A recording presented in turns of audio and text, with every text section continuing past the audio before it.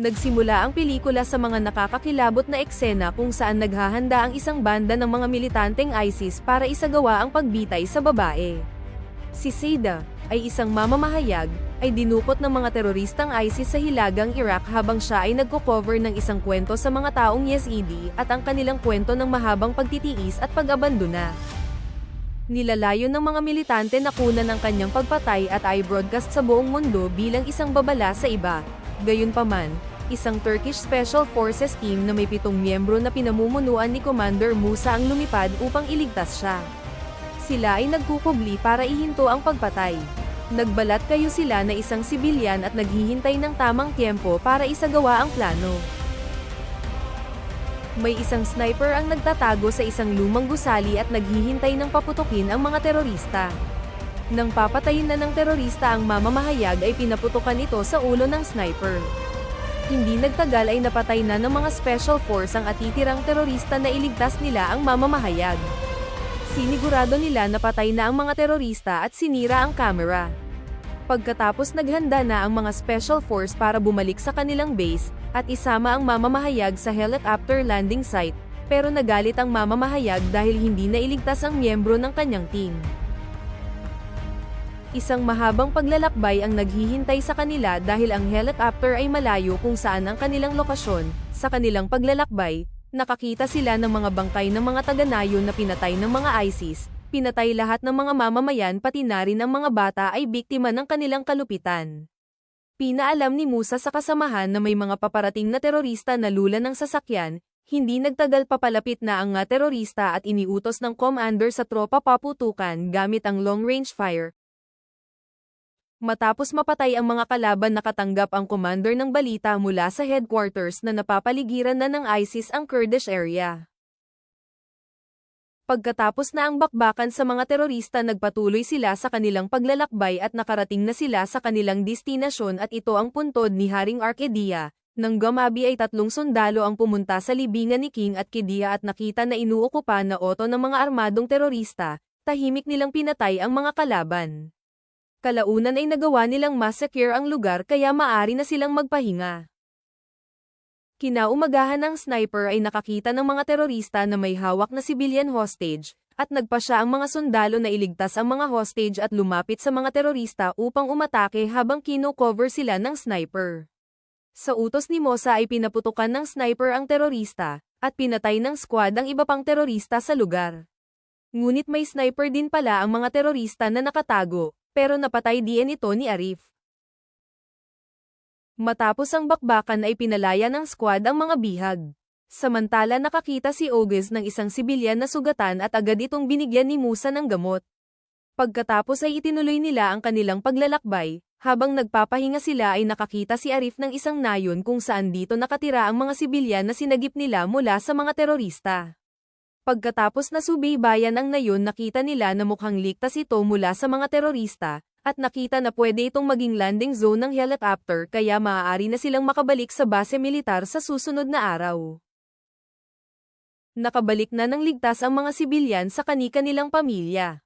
Samantala, binati ng pinuno ng nayon si Musa at ipinakilala siya kay Boron. Sinabi ni Boron na 40 tao lang ang kasalukuyang nasa nayon. Pagkatapos ay nagpahinga ang mga sundalo sa bahay ni Boron, hindi nagtagal nakipag-ugnayan ng command center kay Musa at pinaalam na natalo na ng mga terorista ang mga Iraqi army at ang pangunahing batalyon ng ISIS ay darating sa nayon sa susunod na araw.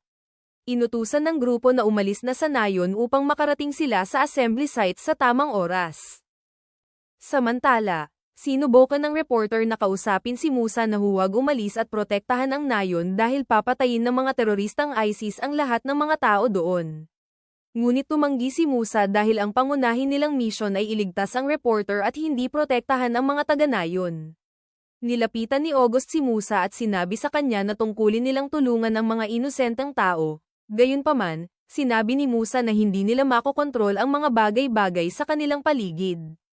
Sinabi ni Ugos na kung kailangan nilang sundin ang utos ng kanilang superior ay di pat umalis na sila dito, ngunit kung may konsensya pa sila ay hindi nila hahayaan at tutulungan nila ang mga taga-nayon. Nagpasya si Musa na iligtas ang mga taga-Nayom sa mga teroristang ISIS at inilikas nila ang mga ito kasama ang reporter. Kinaumagahan ay dumating ang isang helicopter upang sunduin ang reposter at ang mga sundalo, ngunit pagdating sa landing site ay dinala nila ang reporter at ang lahat ng mga bata sa nayon at pinasakay nila ang mga ito at sinabi ni Musa sa reporter na mananatili sila doon upang protektahan ang mga natitirang tao sa nayon. Hindi makapaniwala ang reporter sa sinabi ni Musa, ngunit sinabi ni Musa na ang pangunahin nilang layunin ay iligtas ang reporter at inutusan ito na sumakay na sa helicopter. Pagkatapos ibinigay ni Musa sa reporter ang isang liham at hiniling ito na basahin ito sa sandaling makarating na ito sa base.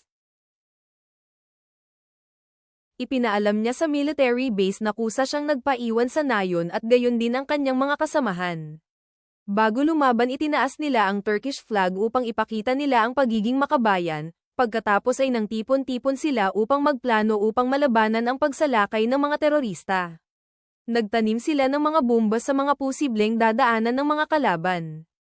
Hinati niya ang squad sa grupo at inutusan niya si Arif na magposisyon sa pinakamataas na tore, at itinalaga si Boren na protektahan ang sniper, habang ang iba ay makikipaglaban sa baba, at isang sundalo ang itinalaga sa gitna. Ngunit kailangan nila ang isa pa na mamamahala sa pagbiyahe ng mga bala kaya nag-alok si Micaela na tulungan sila. Pagkatapos ay inutusan na itago ang mga mamamayan sa isang lugar, habang hinihintay ang pagdating ng mga kalaban ay ikinwento nila ang mga kani-kanilang buhay. Mula sa tok-tok ng turn nakita ni Arif na parating na ang mga kalaban at daan-daan ang mga ito. Mabilis na tumakbo ang mga sundalo sa kani-kanilang posisyon, nang nakarating ang tropa ng ISIS kung saan ang bomba ay pinasabog ito ng mga sundalo at namatay ang maraming terorista, at sinimulang barilin ng mga sundalo ang natitirang terorista. Dahil inaatake ng mga terorista ang mga sundalo sa iba't ibang direksyon at napilitan sila na tumakbo sa center line, sinubukan na pigilan ni Mustafa ang mga kalaban sa front line ngunit sa kasamaang palad ay tinamaan siya at nahuli. Bago siya patayin ng mga terorista hiniling niya kay Arif na at ibinilin na ituring niyang sariling anak ang anak ni Mustafa. Gusto niyang lumaban hanggang sa huli ng kanyang buhay, at inilabas niya ang isang granada at pinasabog ito kasama ang mga terorista.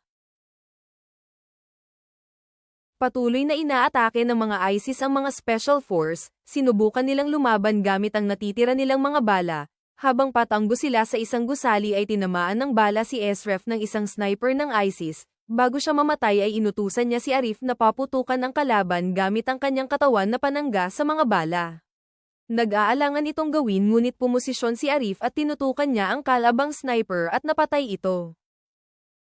Samantala, isang miyembro ng ISIS ang tumatakbo patungo sa kanilang posisyon na may nakakabit na bomba sa katawan, nakita ito ni Musa at tumakbo rin ito at subukang pigilan, ngunit nabaril ito ng isa pang terorista. Matagumpay na natalo ng Turkish Special Force ang mga teroristang ISIS. Sa kabilang banda nakarating na ang rescue helicopter sa base militar at binasa ng reporter ang liham na ibinigay sa kanya ni Musa. Sa liham ay sinabi ni Musa na kung nabubuhay pa ang kanyang anak nais niya itong maging matapang at mabait gaya ng reporter. Samantala si Musa ay pinayuhan niya ang kanyang kasamahan na sundalo na ipagpatuloy ang kanilang katapatan sa sariling bayan at unahin ang pagproprotekse sa mga sibilyan. Sa huli ay namatay ang kanilang leader na si Musa at dumating ang rescue upang kunin silang lahat. Dito na nagtatapos ang pelikula. Hanggang sa susunod na pelikula. Salamat!